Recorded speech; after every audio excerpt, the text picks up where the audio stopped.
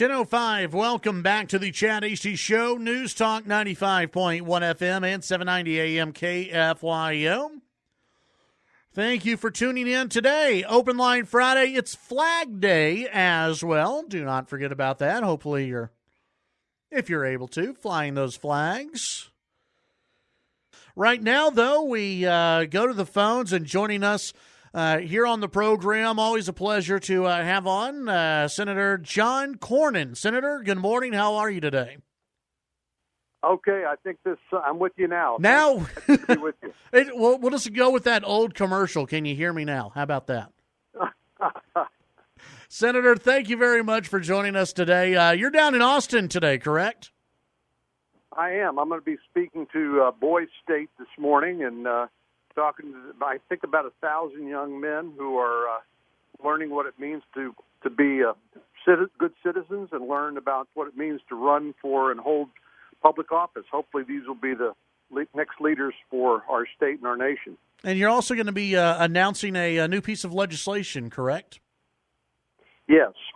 You know, one of the things I worry about, Chad, is that when you hear about people advocating so-called democratic socialism, Bernie Sanders and AOC, and people really not quite sure what they mean by that, but you know, those of us who are old enough or remember the lessons of history know that socialism has been a tragedy for every country and every group of people that have applied that economic theory.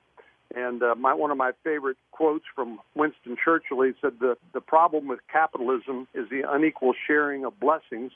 The problem with socialism is the equal sharing of misery. And I think it's important for us to remember those lessons, and we're going to introduce some legislation that's going to encourage more civics and history education in our schools.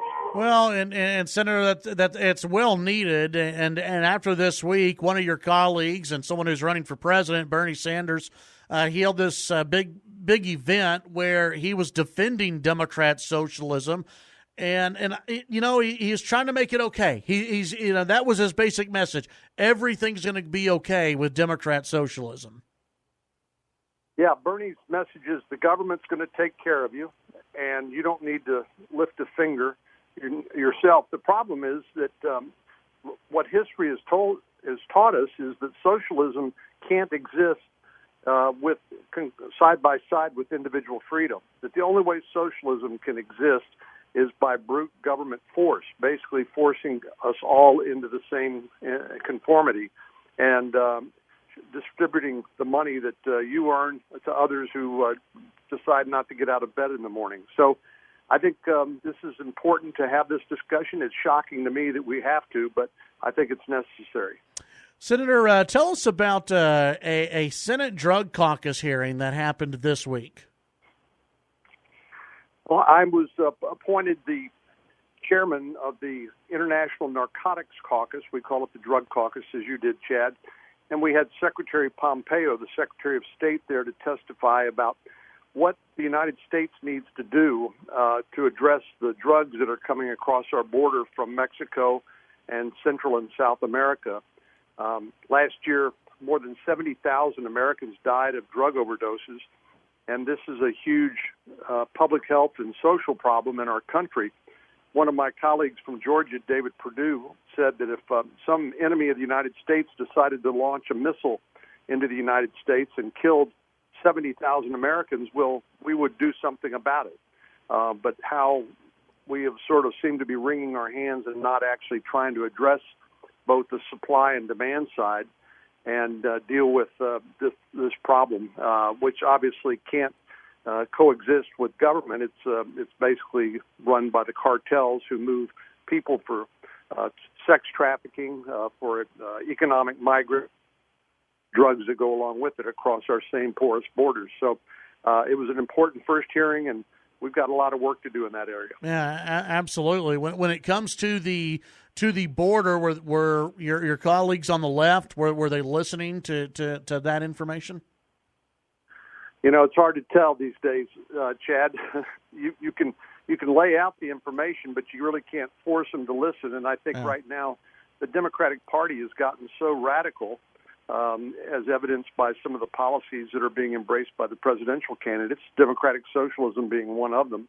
Medicare for all, the Green New Deal, slavery reparations. The Democratic Party and its base has become so radical that I'm just not sure they're going to listen to the voters. Visiting with Senator John Cornyn here on the program. Senator, I want to ask you, obviously there's quite a few big news stories out there. I want to ask you first about an international story. The U.S. military released a video today showing it shows the Iranian Revolutionary Guard removing an unexploded mine from one of the oil tankers that was targeted. I guess it was yesterday. This has raised questions, obviously, about what the reaction is going to be from the United States. What should the reaction be from the U.S. when dealing with the Iranians and dealing with what looks like the Iranians have said no, that they didn't attack this ship, but it's looking more and more like the Iranians did attack a ship? Oh, there's no doubt that the Iranians did. And as you know, since 1979, during the Iranian Revolution, since that time, the radical regime in Iran has killed hundreds of Americans in Iraq and Afghanistan, and they continue to consider the United States the great Satan and have pledged to wipe Israel off the map. And they are the number one state sponsor of international terrorism. And what they're trying to do is to test us and probe to see how far they can push us before we will respond. I think President Trump has given a measured and by sending reinforcements to the region and sending the message that there will be consequences if Iran does attack America or American interests in the Middle East. But this is a very serious matter. Obviously, Iran aspires to get a nuclear weapon. I can't think of anything more devastating to world peace and certainly to the Middle East itself than if Iran, this radical regime, were to get a nuclear weapon and hold essentially the rest of the world hostage.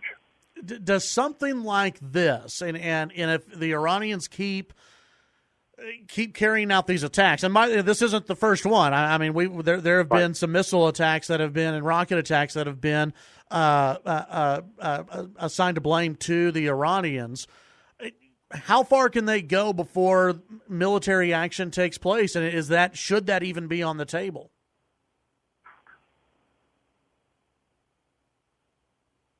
The president's national security team are going to present him with a range of options.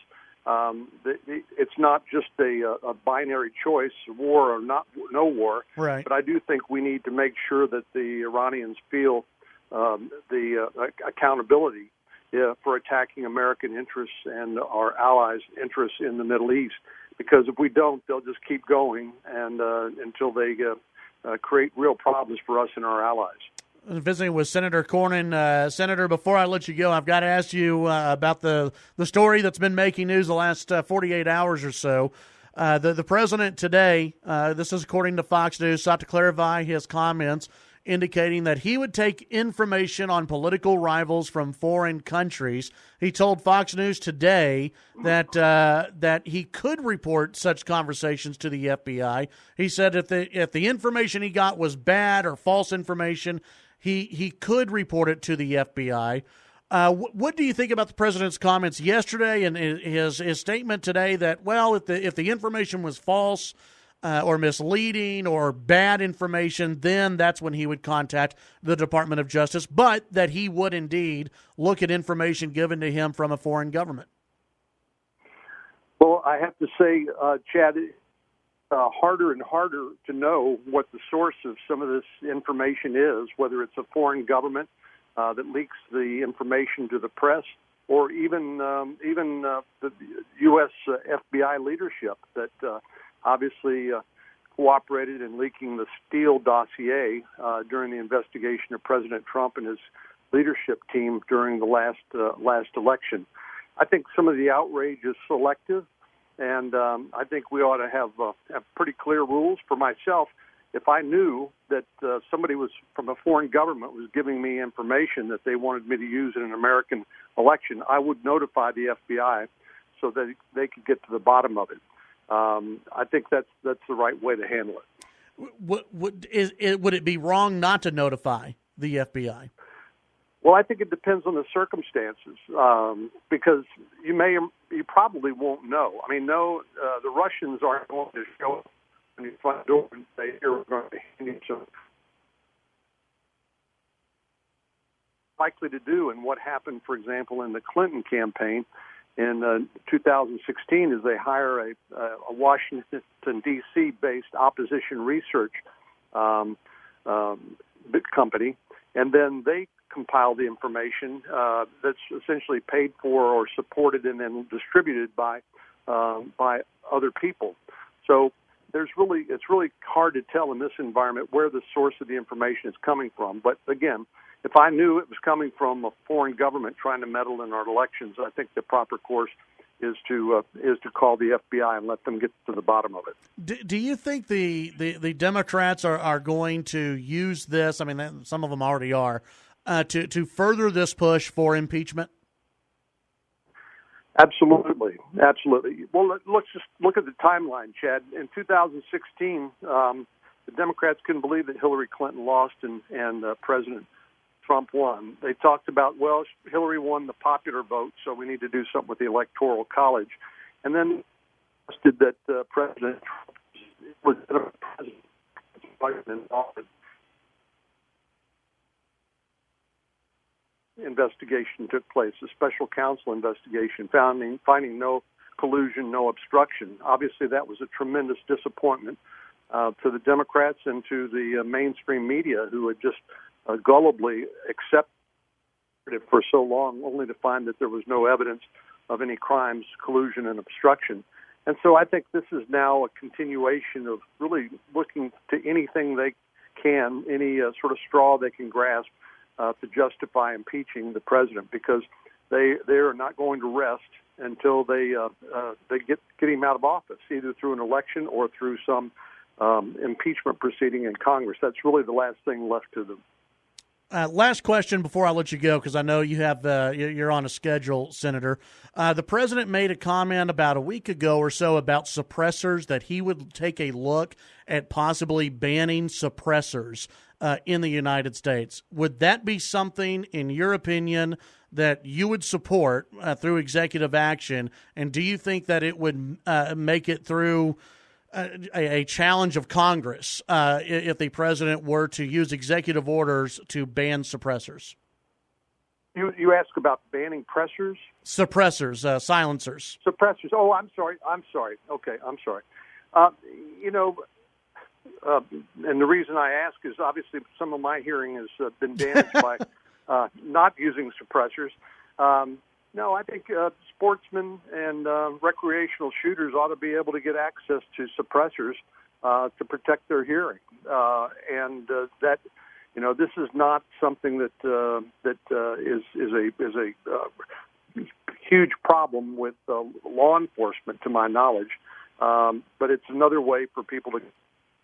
The Second Amendment issue, people who don't believe that you and I should have a individual right to keep and bear arms. And so this is just another way to discourage people from exercising their constitutional right. So I imagine it would be challenged by Congress or in court. Can't imagine it would be successfully overturned in Congress, but I'm sure there'd be litigation. That sort of seems to be the regular course of things these days. Yeah. Would you oppose the president banning suppressors and silencers?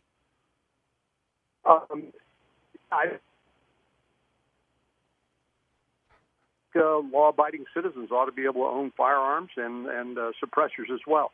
All right. Senator Cornyn, your phone's starting to break up there. I do appreciate your time today, and we'll visit with you down the road. Thanks, Chad. Have a good one. That's Senator John Cornyn here on the Chad Hasty Show, News Talk KFYO.